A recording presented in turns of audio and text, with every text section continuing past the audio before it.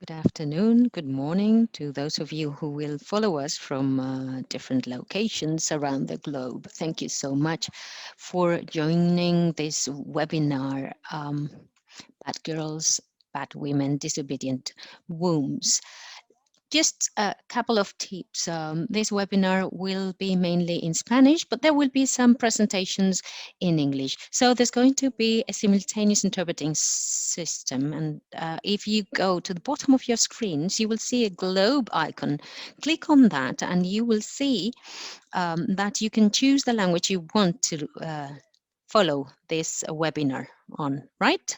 But remember, you need also to click on mute original audio so that you don't listen to the original at the same time, which may be not very convenient. So thank you very much for joining us today.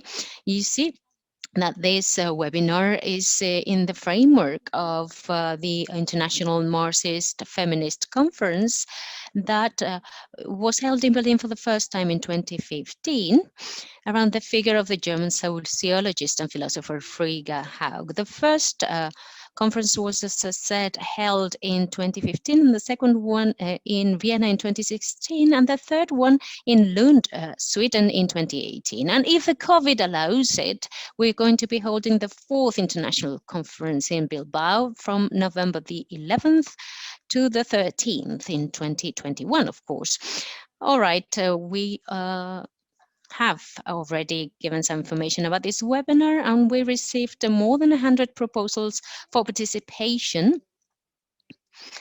And at the moment, the colleagues who have confirmed their participation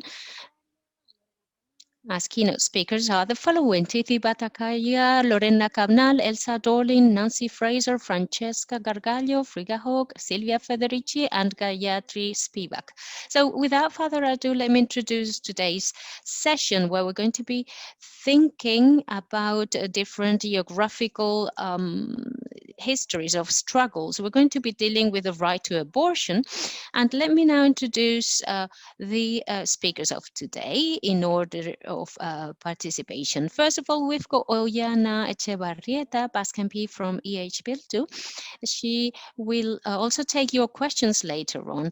She is head of feminist policies and member of the group on sexual and reproductive rights in Parliament.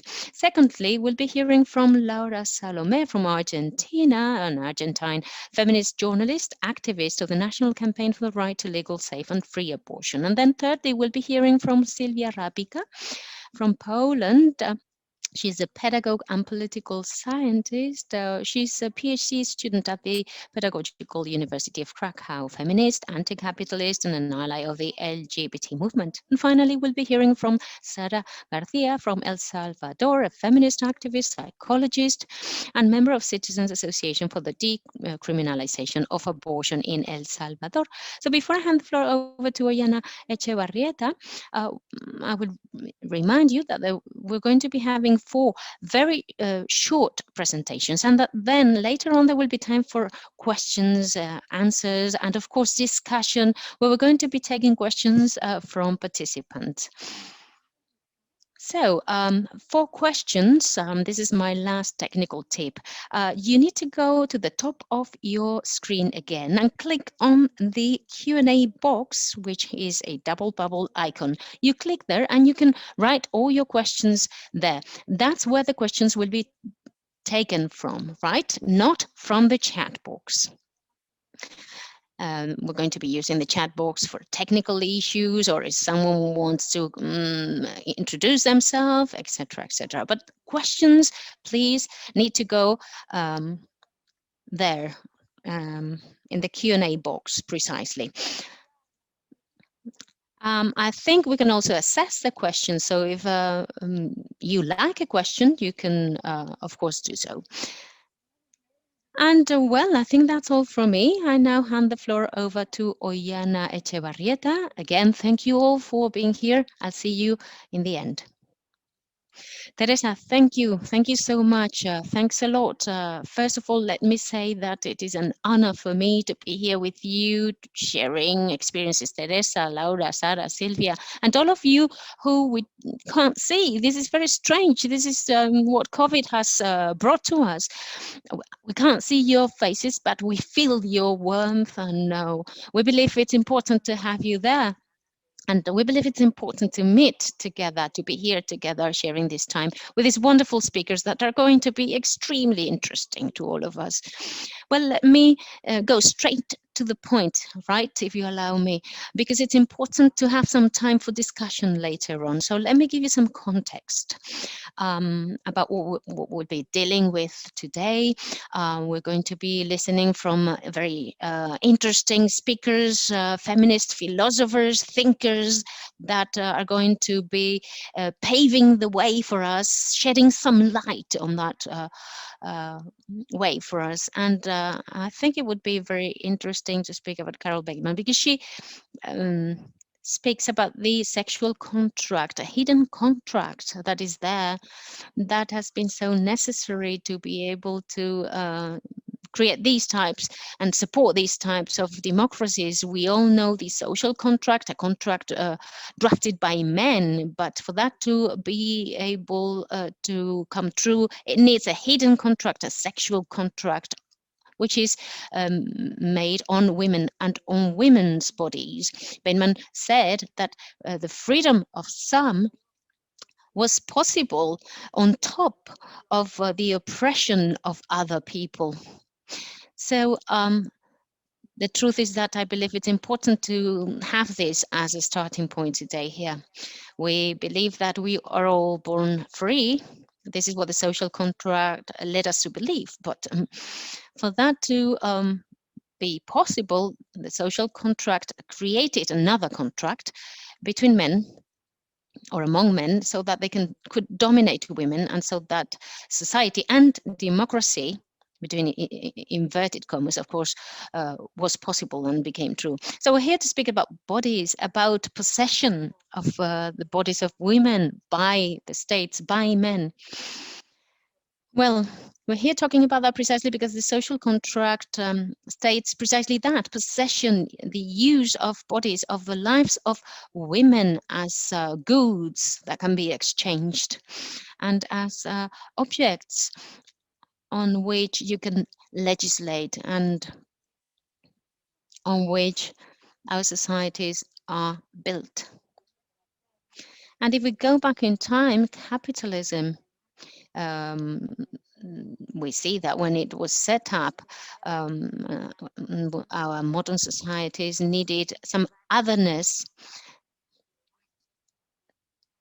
on which a civilized state could be created. Silvia Federici, for instance, mentions this fight against witches. That is very much related to what we'll be talking about today, right? Midwives in the past centuries were prosecuted by the church itself, precisely because they gave women the right to decide on their bodies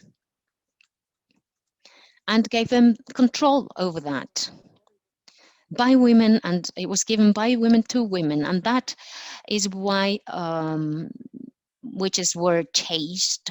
And we can talk, of course, about the witch hunt that is still going on in a number of different countries, because these modernities, these modern societies and democracies precisely need oppression and need witch hunting,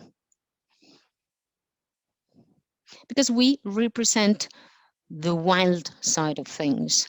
And I don't know, I believe that there's a female howl there going on that we can create among us women. So we are the herd, we are the ones that are howling here under the moon. So the social contract that creates bodies, supposedly neutral bodies, that are the ones representing, like Amaya Perez Torosco said, who has a vision that's very short but very interesting about what it means to be a neutral subject, which is the BVV in Spanish, white, middle class, adult, and heterosexual, right? The acronym in English would be different, but that would be dominant, and the rest of the bodies around that are just bodies that can be exchangeable, negotiable, and bodies that can be evicted, and therefore we are evictable. And in this eviction, the right to an abortion, the right to decide upon our bodies is at the core of the discussion, because we're talking about bodies, we're talking about bodies that make decisions, and about women that decide on their own bodies. As I said, that alleged neutrality is built upon bodies and upon subjectivities. That is what we're going to be talking about today, of course. And in this eviction, in this pillage that is going on, and I think that Latin American feminists are going to be talking about the subject body and the subject earth. We are being evicted from our land, we're being evicted from our bodies as well. And the transnational networks, how are they being created and set up? Well, in a way that they still promote this type of pillage. Berta Cáceres said that feminist women struggle and defend the rights of the land and the rights of the body, because both rights are very closely related. And then neoliberalism, extreme neoliberalism that is based on eviction, based on evicting our own decisions and our lives, that it sets up patriarchal capitalist alliances and partnerships so that everything stays the same. And as I was saying, the social contract then can be adapted to the needs of the current times. So they've done things very well. I mean, capitalism and the patriarchal system, they are the perfect marriage. I'm talking about marriage and about the sexual contract. We need to say that in that contract, there is also a contract of marriage that submits women to the decisions made by men. And as a number of different philosophers, female philosophers already said, that eviction of women's bodies and the time of women as well is carried out by means of a marriage contract.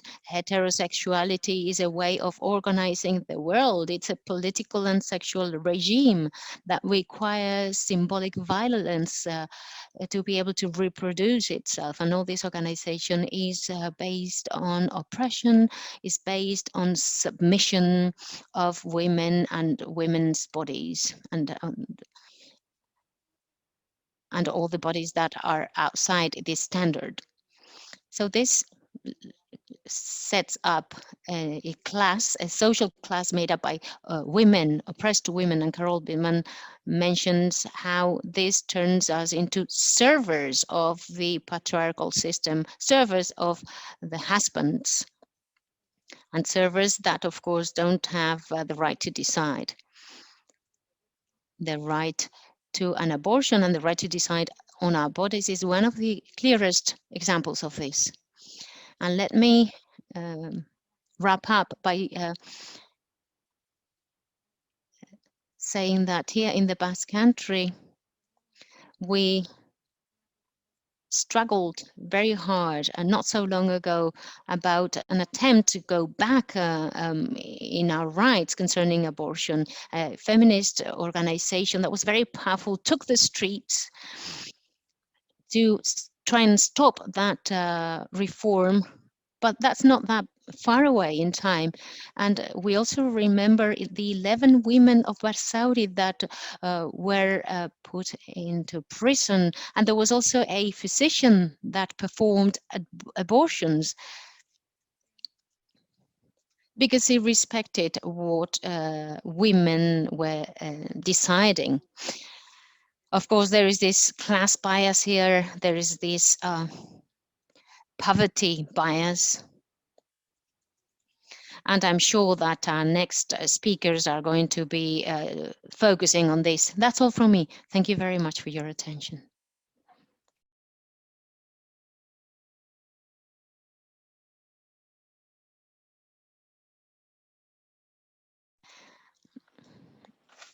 If I'm not mistaken, it is now Sylwia's turn. Sylwia, you have the floor. Go ahead. Anytime. Well, yes, I believe that it was Laura's turn. So maybe we can hand the floor over to Laura, if that's all right with you. Yes? Okay. Go ahead, Laura. On October the 3rd, 2016, the Feminist of Poland made a strike for the right to an abortion. It was a dark Monday that we looked at from Argentina. And in October that same year, we felt hurt because a young woman committed suicide in the capital city, Buenos Aires. We called the first a national strike of lesbian and trans women. That day was a hard day. It was a black day in the same way as it was in Poland as well, in the other part of the world. A civil servant of the Polish government said that we didn't need to go out on the streets, but looking at the experience of feminism without borders these years and after this politicization process that has gone on, thanks to our contribution, we know he was not right. We know this is not so. We know we bother them and they're bothered by our mobilizations. And this is precisely why we will keep on doing the same thing. Dear colleagues, we managed and we did it with thousands out in the streets, with your strength. We have the right to an abortion.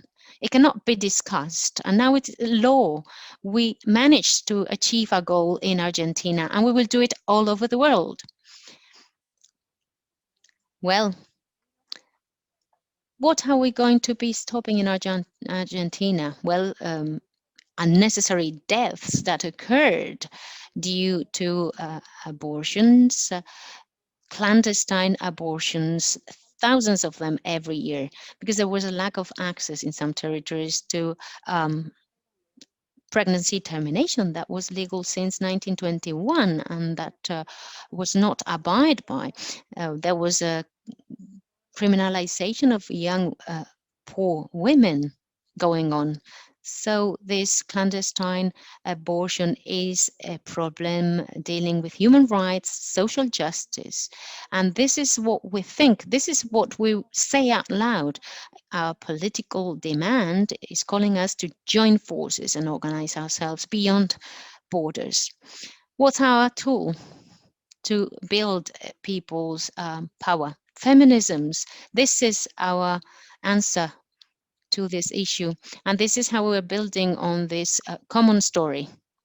Social and parliamentary discussion about pregnancy termination in Argentina started, well, much before 2018.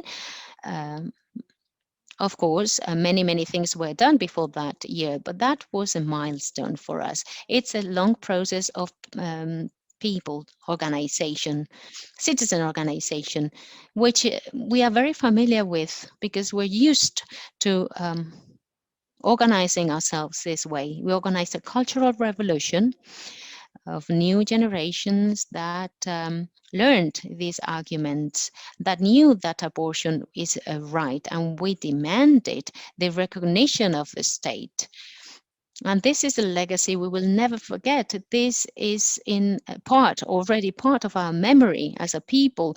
We organized so many rallies, demonstrations, festivals, meetings. We were in Congress. We went to the educational centers. We talked to the trade unions. We talked to mothers and grandmothers, of course. And we said, okay, we're making history here. Be careful with us. We worked very hard for social decriminalization, and we wanted this to be legal in society because legalizing abortion became a broad demand. We believe that rights are conquered first out in the streets. And we put this issue on the political agenda, working in the social media. We also worked with political representatives, with all the different representatives across the board. We had the support of all political parties that were represented in parliament. We built feminist networks. This is essential. These networks supported women and healthcare professionals and teachers that want to take abortion out of didactical clandestinity, or students that are eager to talk about their sexuality, unionists, journalists. We covered all of them at all levels, people from all generations, from everywhere, all over the country, from any discipline or area.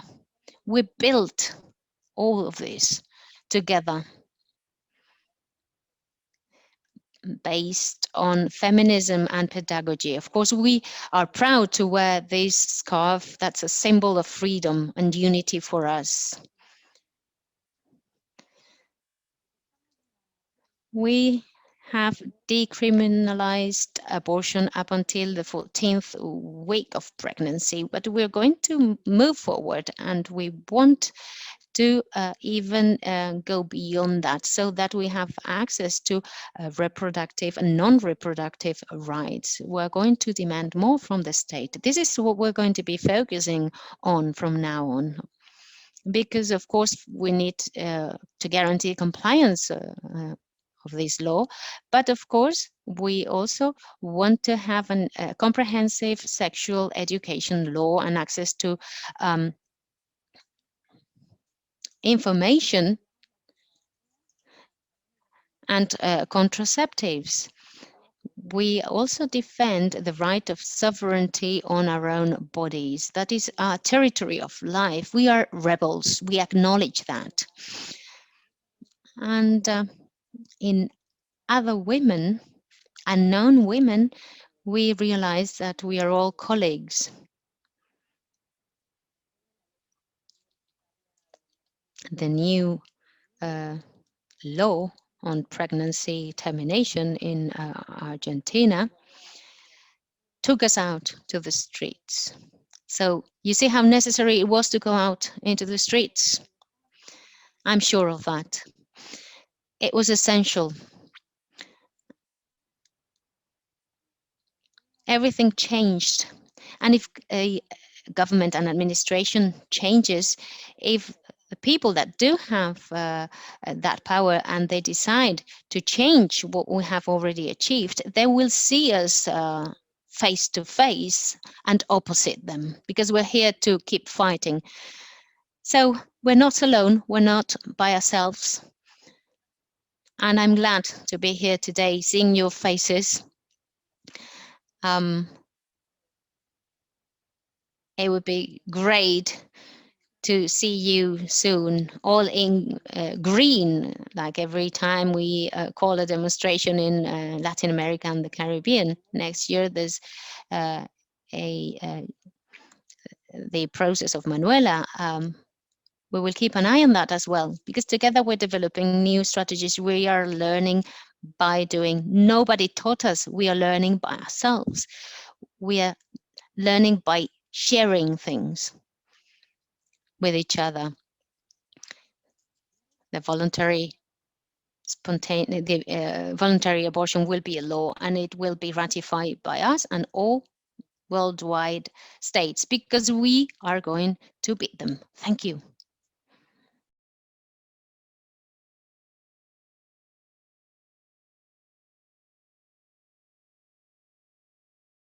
Sylwia, the floor is Yes, all yes, yes. yours. Okay. So, hi everybody, and I want to now talk to you something about the abortion in Poland. But we women, we are in the hell, I think. So listen to me, okay? And okay, so where we, and where are we going, and for what? This is the question, and I can respond this.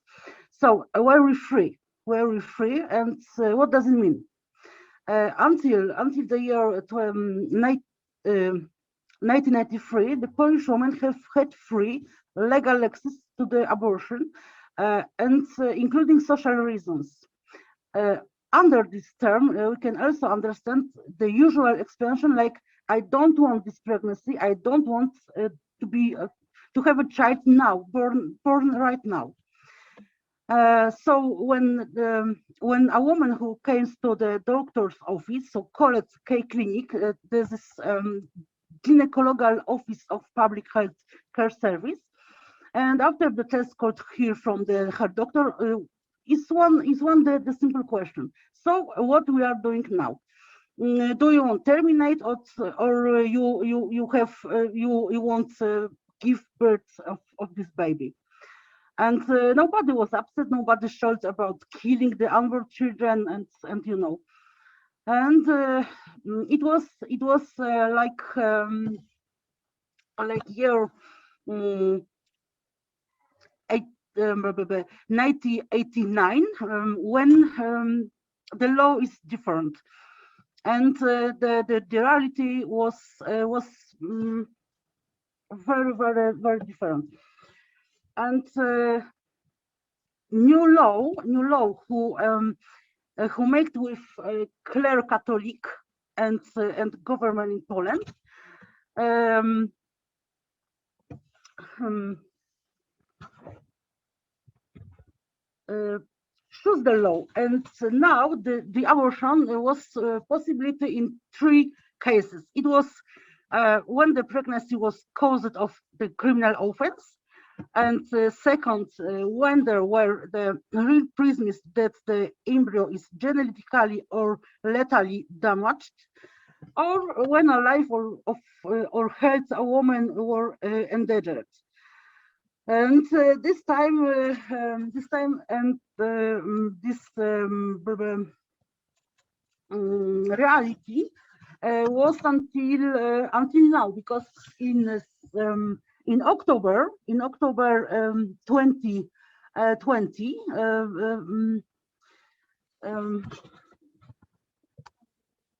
constitutional court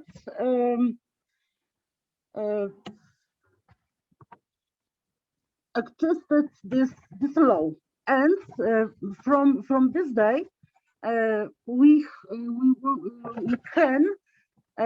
can make abortion until two cases. Without the case of embryo and lethally damaged on embryo. So now we are really in hell, and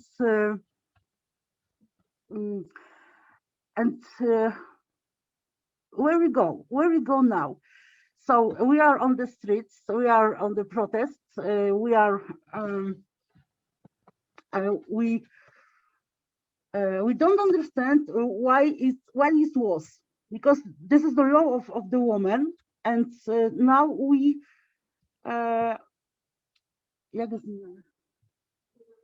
don't have this law, because Catholic Church and our parliament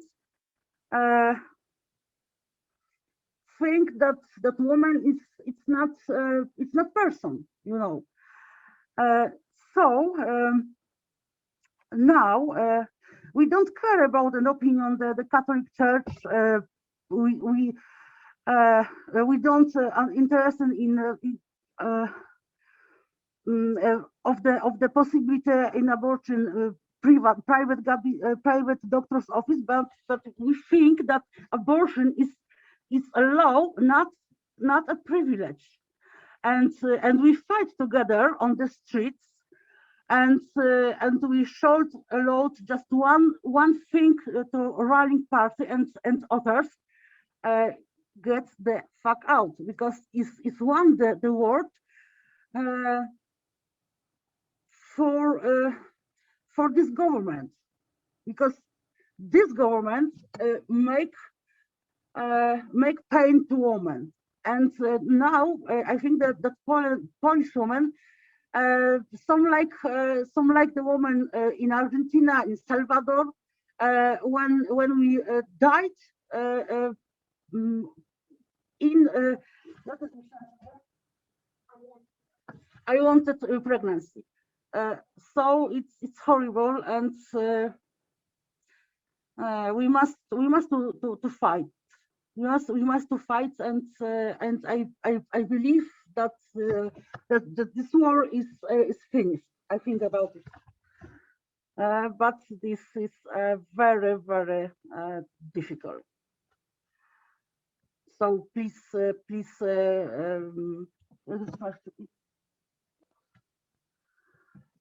hold with us. I think in our fight.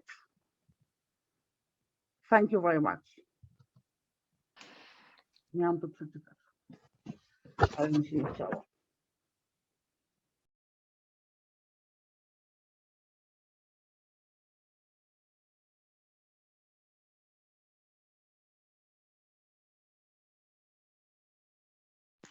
Sarah, the floor is all yours. Go ahead.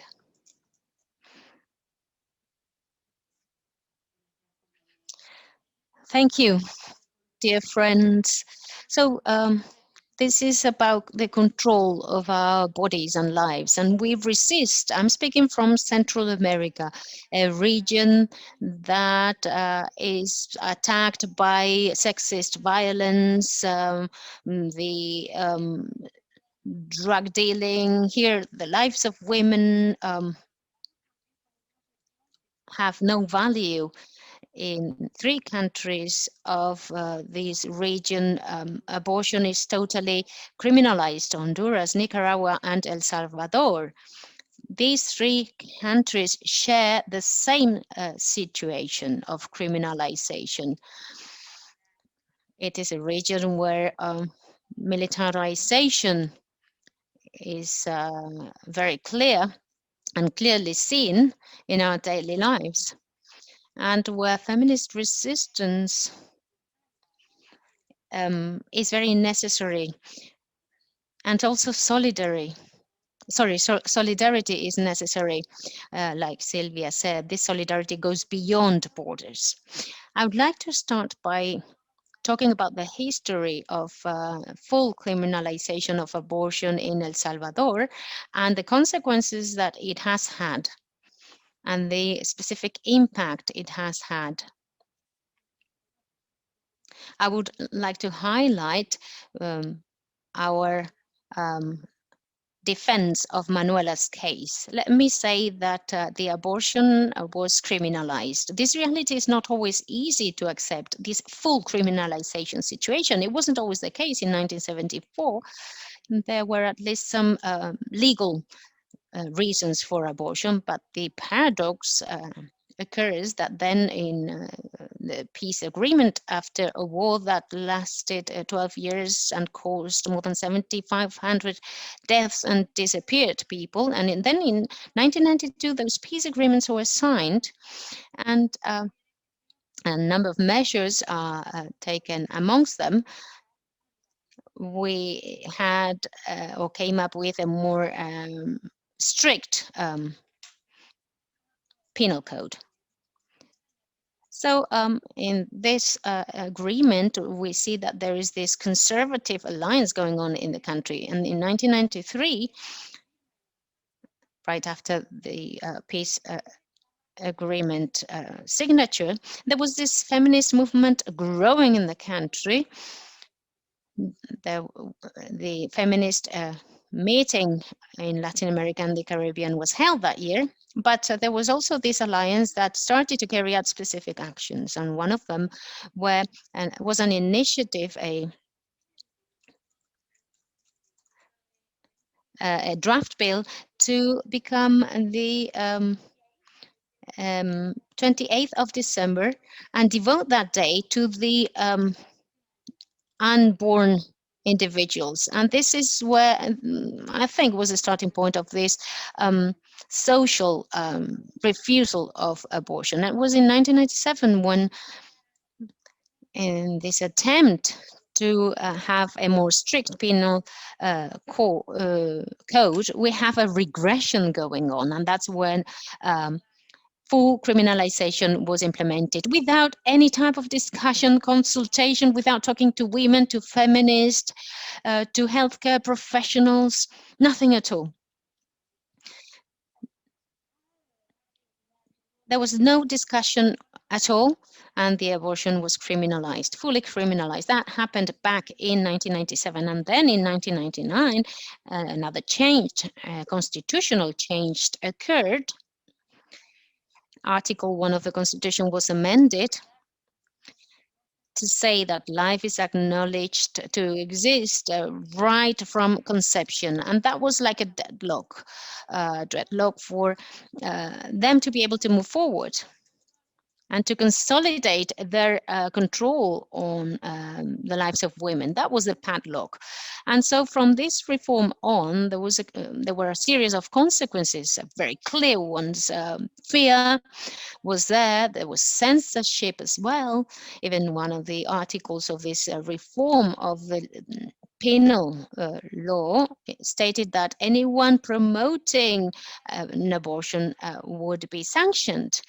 And so there was this fear everywhere, and there was this new perception and approach against women. That was one of the big consequences of this law. And so from then on, there was this oppression of women. We were moved from hospital to jail. There were women that went to the National Health Service and report obstetric emergencies, premature deliveries, and everything under this umbrella of bad women, bad mothers,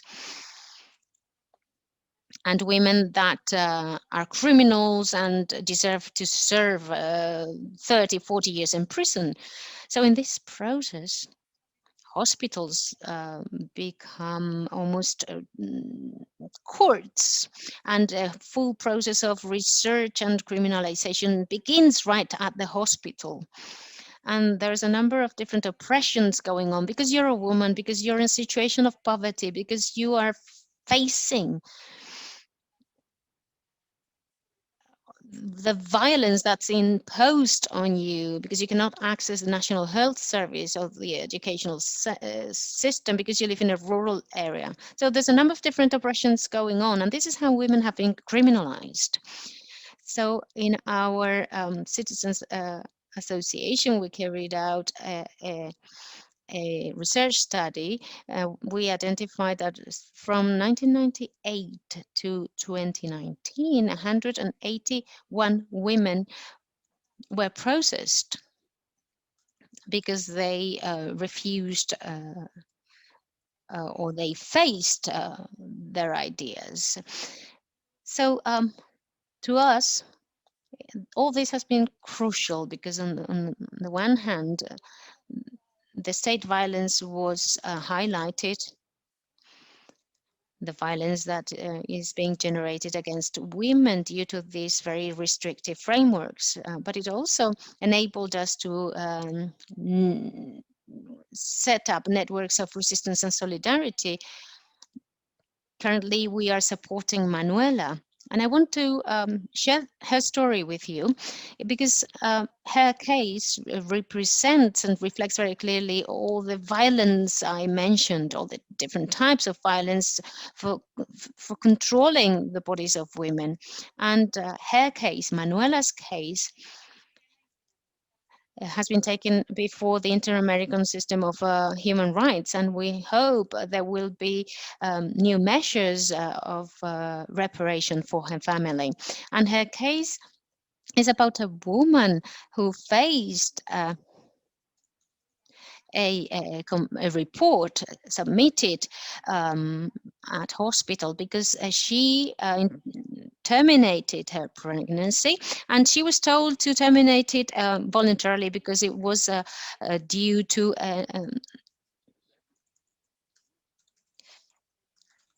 and infidelity. So there's a whole process of persecution going on. They call the police, and there's this case against her that is created. So Manuela was sentenced to 30 years in prison. And as she was in prison, they realized that what she actually had, what had led to her losing her baby, was a cancer.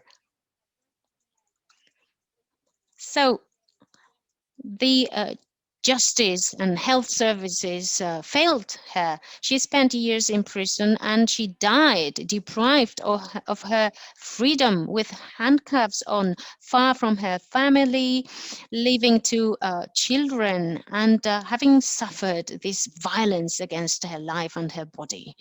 So this case was submitted to the Inter-American System of Human Rights, and in March 2021, in a month, on March the 10th, there will be a hearing at the Inter-American Court of Human Rights. And there we hope that the state of El Salvador is condemned for this case. And this could open up a new way to decriminalize abortion, because we need to decriminalize it so that we don't have this situation going on, so that we have immediate freedom. Women that are still in jail, there are 18 women in the same situation as Manuela for the same reasons, and 4 more that are being processed right now, that are still free but are being persecuted by the state. So we believe it is essential that we join together before these situations and cases, because we don't want this to happen again. And we also want measures of remediation for the family of Manuela. I also express my solidarity with our colleagues in Poland, because we share the same story of violence.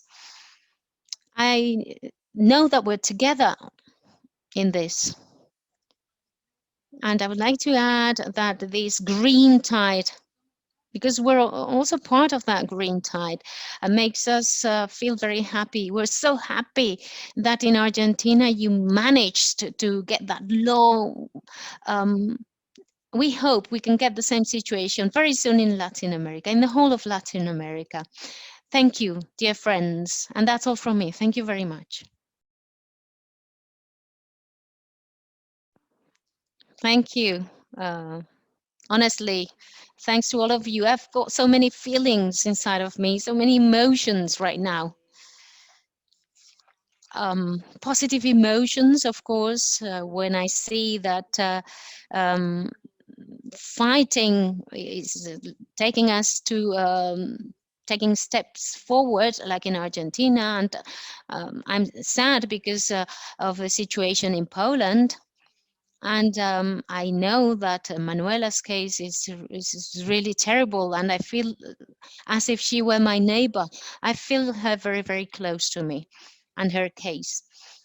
So we're very happy to see that you're going down that way together. Remember that campaign of the 17 in El Salvador? I remember that in the Basque Country we took pictures with flowers because you were showing pictures of flowers, and we felt part of that, to break away from that symbolism that they're trying to implement, that symbolic violence that is trying to achieve that. They are allegedly defending life, as if we were actually having a necropolitics. It's not about that.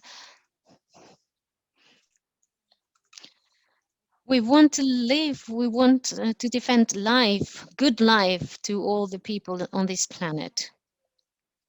I feel very closely connected to you all. And I wanted to ask some of the questions that I've picked from the Q&A box. The first one was about the green color. Why that color? Why did you choose green? Why green?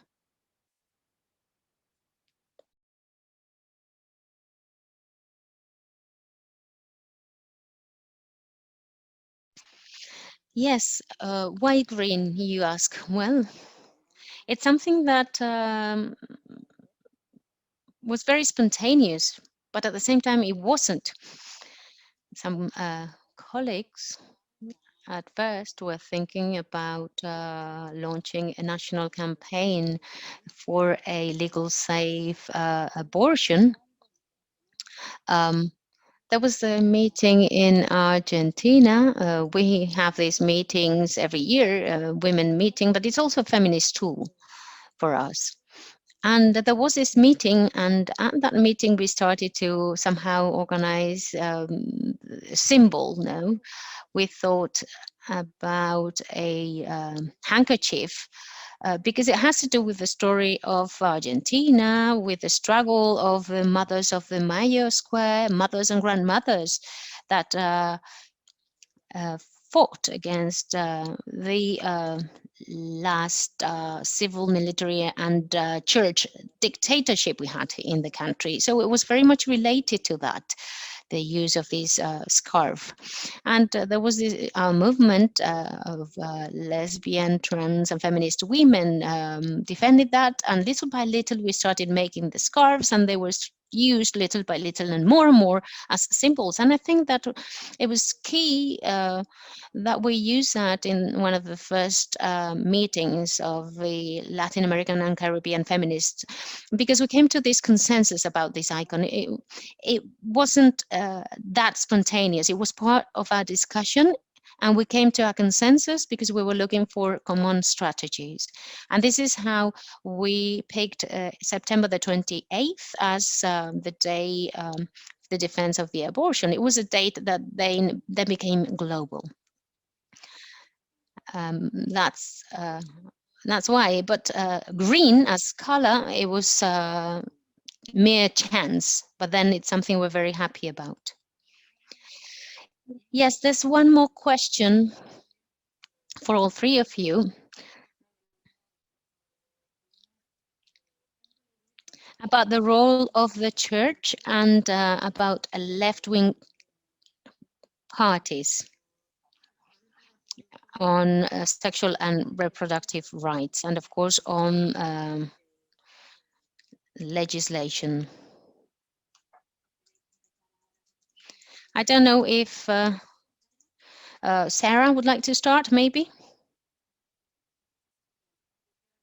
Yes, well, definitely. The hierarchy of the Catholic Church um, has power, and as I mentioned, in 1993, there was this legislative action of this day devoted to unborn individuals. And there was this foundation called Sí a la Vida, Yes to Life, that is supported by the Catholic movement Opus Dei, and it was supported by a far right party in the country. And they fostered a number of different law and legal actions. So they've been part of that. They've generated a stigma around the right to an abortion. And then in 1997, this change started to be implemented in our penal code. Well, before that, the Catholic Church mobilized private educational centers that are Catholic and mobilized them. And there was this discussion about the four reasons for an abortion. Then in 2016, there was this discussion going on to try and decriminalize abortion in 4 cases. And then an MP from LFMN presented this proposal, and then we as feminist women and movement were supporting that in the streets. It was a very intense struggle and fight. But the Catholic Church also started a number of actions, and among them, they collected signatures at Mass, they carried out actions to blame women in the same spaces, of course. And another phenomenon that we have observed is also evangelical church. That is also very present, that, of course, not in all cases, because in that case, we have a varied situation, but of course, they also generate blame. So the lay state in our country is not duly defended, and our leader is very authoritarian, and of course he's against this lay state. And in everything that concerns abortion, this has led to taking steps backwards, also in terms of discourses. So I insist that there is of course, all this influence going on, all this interference going on, but I would also say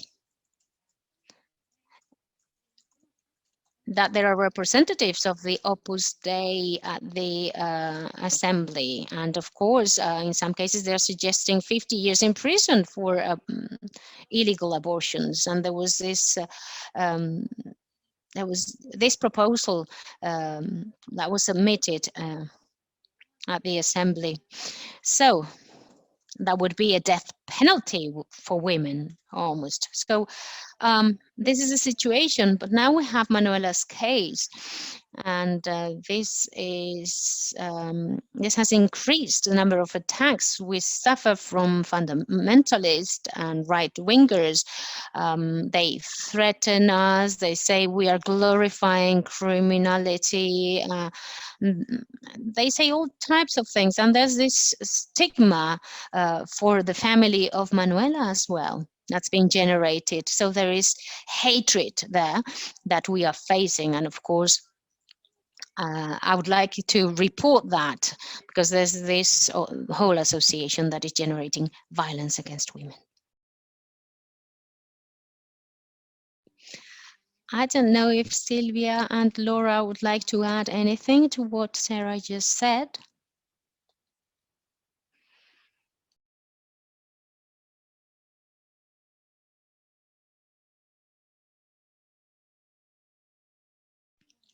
Well, um, the truth is that when the parliamentary discussion started back in 2018, there was a neoliberal right-wing government in Argentina. And of course, there was mistrust towards their strategy from our side, because, of course, you cannot be neutral. And we also knew that it was a government that was an ally of the church and its hierarchies.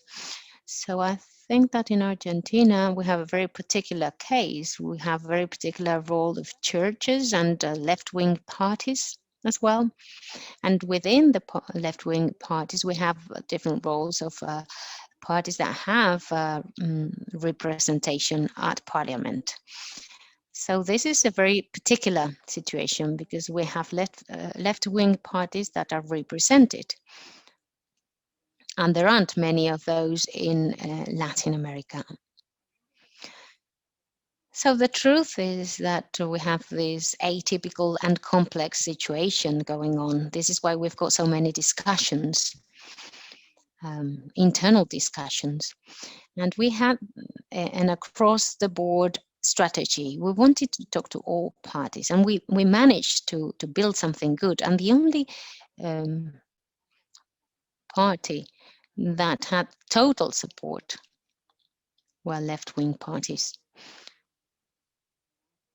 But we we managed to have this law passed. We need to take that into consideration. And in all this process of politicization, discussion, that was also a process within the feminist and women movement. It was a learning process, but there was also other discussions going on after the law was passed, discussions concerning representation and concerning what type of government guarantee that these rights are implemented. And this is very much related to what we can do. We can discuss, we can submit proposals in the structures. So in Latin America, we are still like thinking about how we can incorporate our lives and our health in the system. So I think there's still a lot to do. And I think this is the discussion to come. For instance, who are representing us? Who are there? Who are not there? I believe that this is a discussion that needs to occur urgently. And I believe we need to participate much more within some structures, and of course within the left-wing structures, not just to make them stronger, more solid, but also to move forward in our agendas, because there are so many things we want to propose. There are so many things we want to give, and there are so many contributions we still have to make. Well, I see that Sylwia has answered using the chat. But since there are additional questions, let me take one more. And of course, Sylwia, if you want to add anything else about this, feel free to do so, okay? Let me introduce another question, which is related to this. Someone mentioned the importance of weaving structures and relationships that can help us adapt this situation.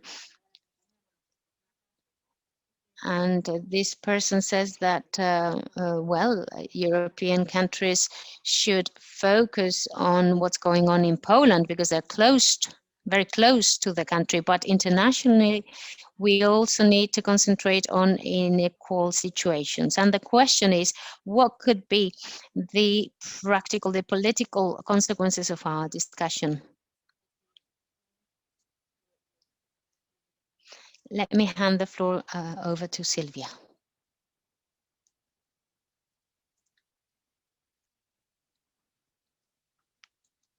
And the question is, what are the practical, the political consequences of our discussion? Please repeat the question. Please repeat the question. Yes, of course, yes. The person who asked the question said, where should we focus politically, and what are the practical political consequences of our discussion? That's a question.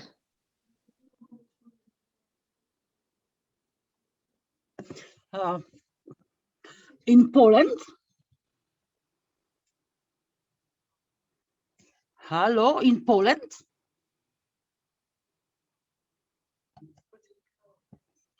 Gdzie?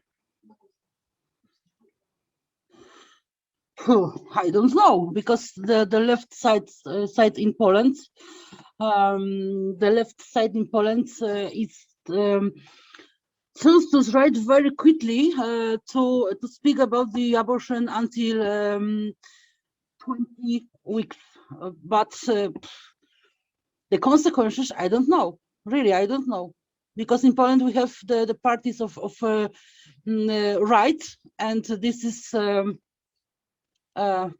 Prawo i Sprawiedliwość. Prawo i Sprawiedliwość, you know, and so horrible, and we haven't talked about abortion like normal, like normal times, you know, because abortion in Poland is hell, and we can't talk about it.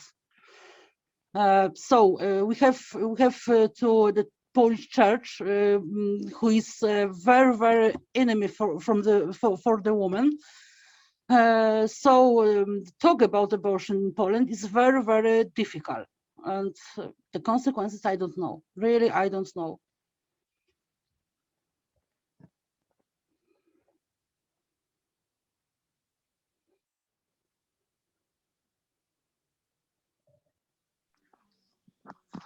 Thank you, Sylwia. And the person who asked the question added that maybe,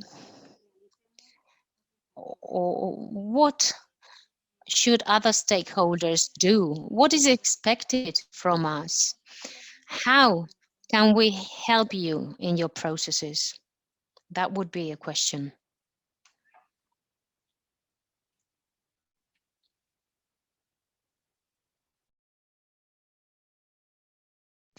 Well, let me try and answer that question because this is precisely what we need to think of in this type of meetings. I believe we need to move forward.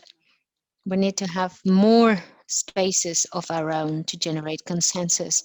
And once we have that consensus that are actually political agreements, then we need to keep consolidating a feminist movement that bothers the consolidated powers and that at the same time can transform into a power as such.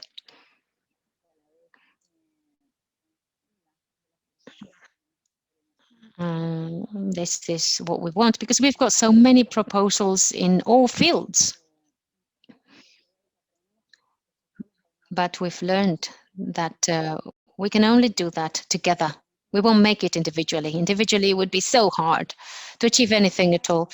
So I think that we need to move forward towards consensus, political agreements, even if they are minimum agreements and a few ones, they would be agreements that will help us build things on. So all these little examples can lead us to a large movement that is bothering um, the power in the different territories.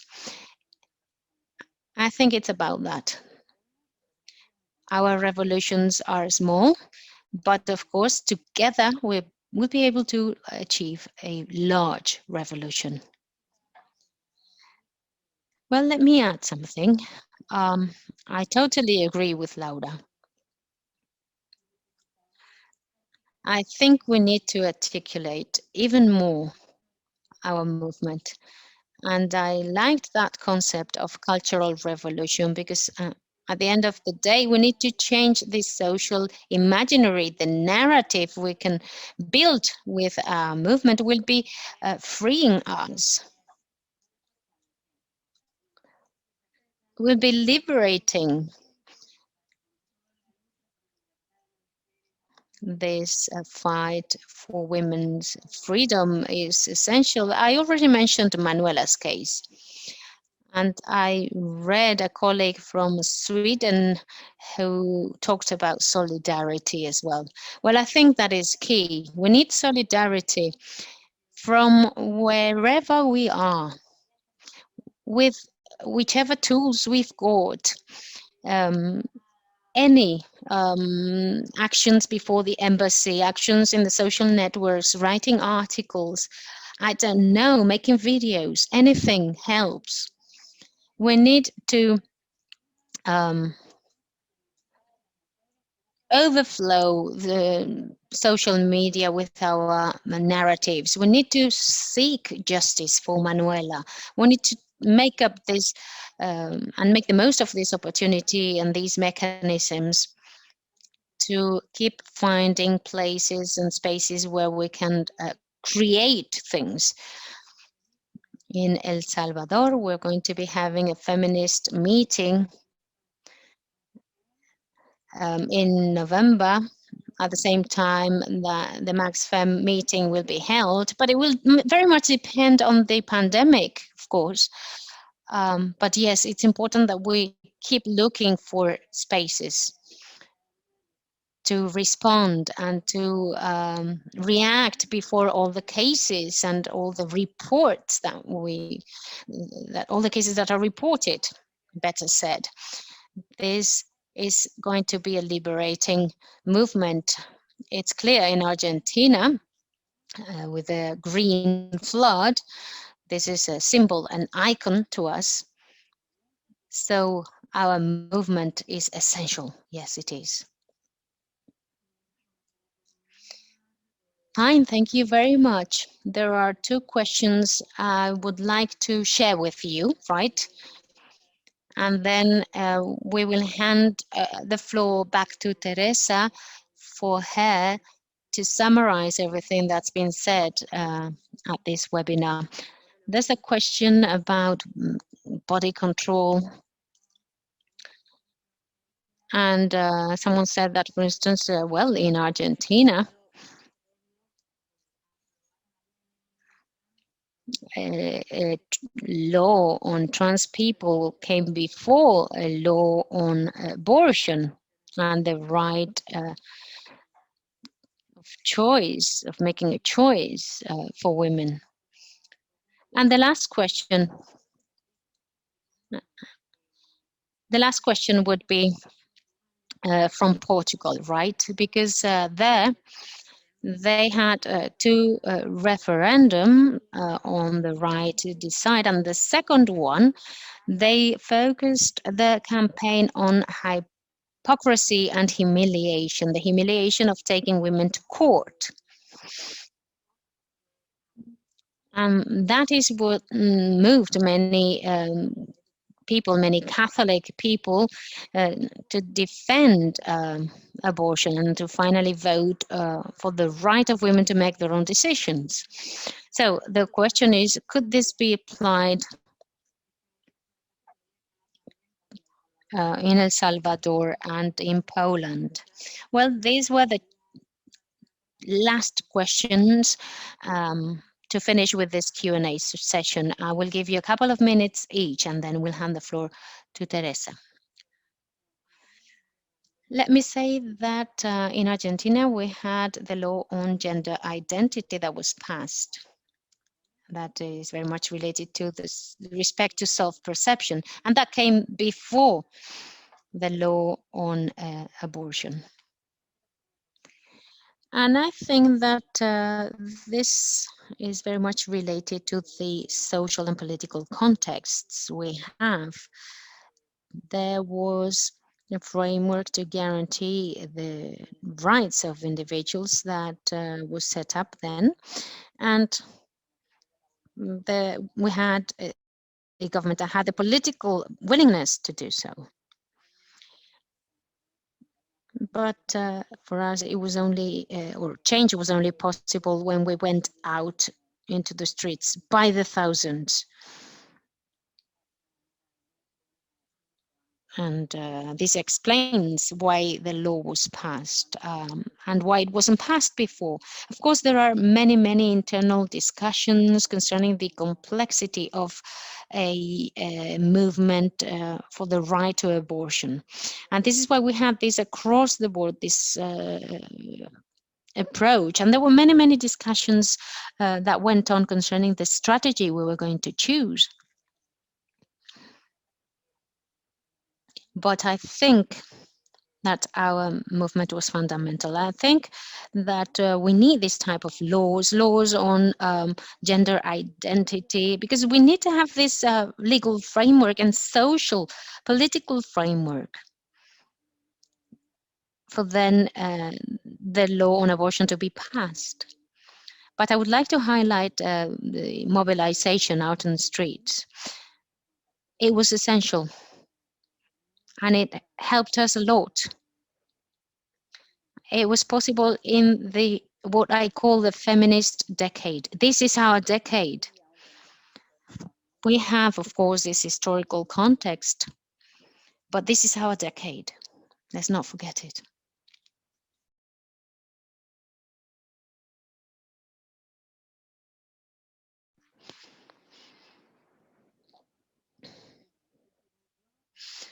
Well,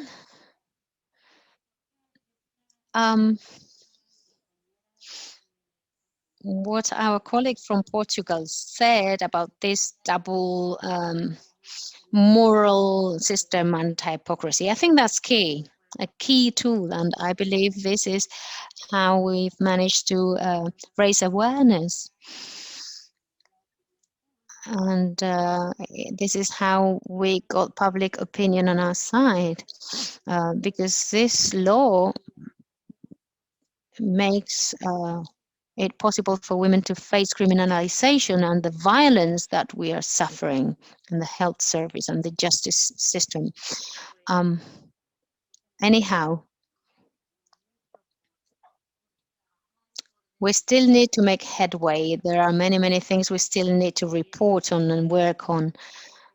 We're making great efforts um, to reach the Inter-American system on human rights.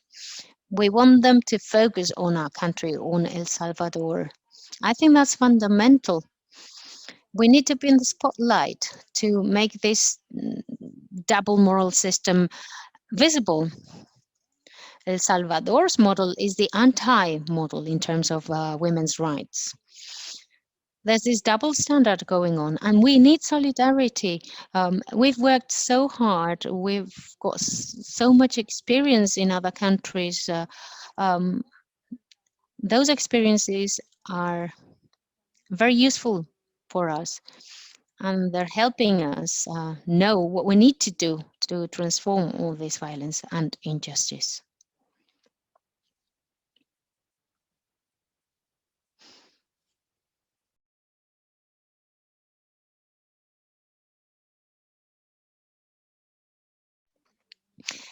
Sylvia, is there Yes, anything yes. you would like to say? Yes, yes, yes. Yes, I want to talk about the referendum because it was in the question. So I want to talk that in Poland we doesn't mean a Polish feminist activist. We have a statement of the abortion is a human right, so cannot be required in referendum. We need abortion free together when we want, and it's not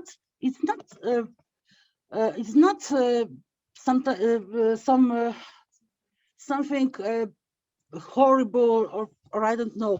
This is our law. So not referendum, not question. We must to do it when we want, and that's all.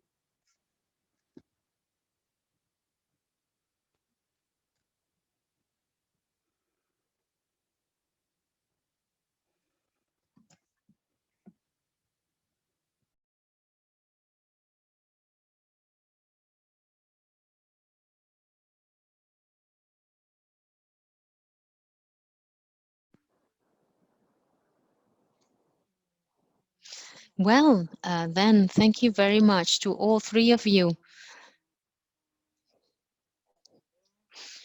Your ideas are essential, and we need solidarity. We know that.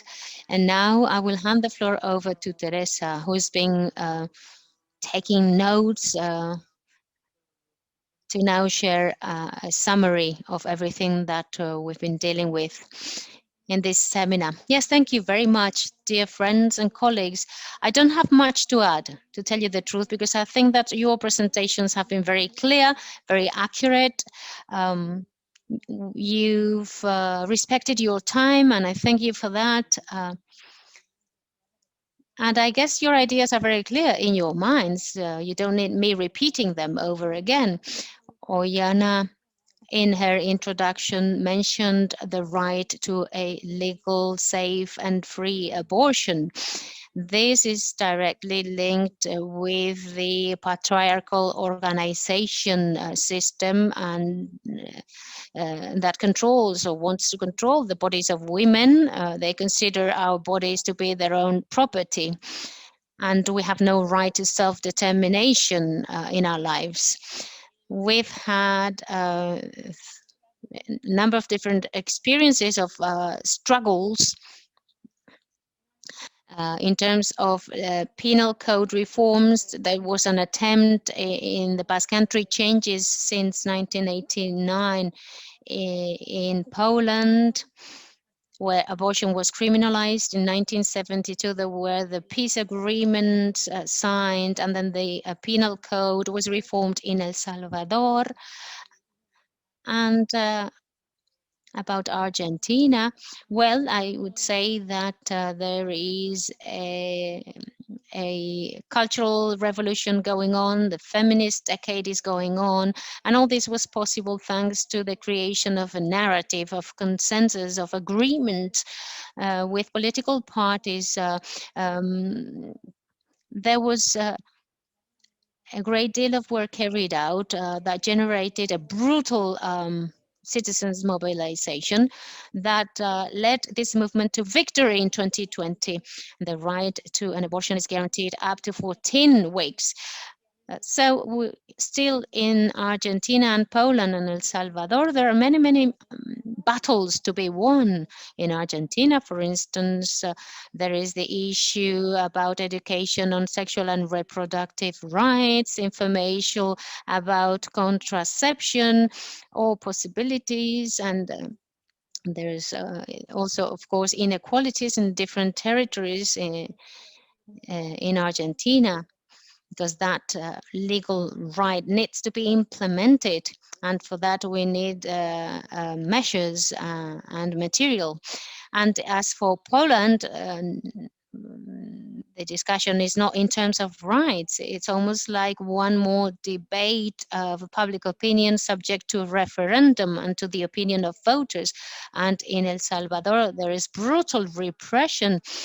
There's this transition from hospitals to courts, and there are 18 people in prison now, and more women waiting to be to have a trial due to a criminalizing law, a law that criminalizes women, but specifically rural, poor women, women that have no access to a health service. So there is a clear institutional organization to pillage women's bodies, especially poor women. So there's this capitalist domination going on. But we still have hope, thanks to Manuela's case. You're expecting a resolution that will come in March in order to know whether the government of El Salvador is condemned, like in Mexico, and some important battles that have set the necessary legal jurisdiction. So, I don't have much more to add. Your analyses are clear. The situation is serious, but we also have a very important feminist movement. We have an alliance in Argentina that is transnational, intergenerational. So we've got the necessary support there. Let's hope that will help. Let us keep generating networks and alliances. This webinar is also a space for analysis, for sharing, but especially to come up with new alliances, of course. We need to know the situations that are occurring, and we want to be connected to all your movements and strategies. And this is why we insist on the fact that the fourth MaxFem can be held face to face, because it's not an academic conference. The idea is not to come up with an analysis that is on the patriarchal capitalist system. The idea is to come up with alliances and to set the right foundations so that we can transform or beat this system. And well, we are waiting for the situation to change. And let's hope that we can hold this conference from November the 11th to the 13th. Let's hope it can be face to face, and I hope I'll be able to see you soon, dear colleagues. Let's keep networking and supporting each other. Lots of solidarity to our colleagues from Central America, to El Salvador, Argentina, to our colleagues from Poland. Our solidarity, our admiration, and congratulations to Thank Argentina. you very much.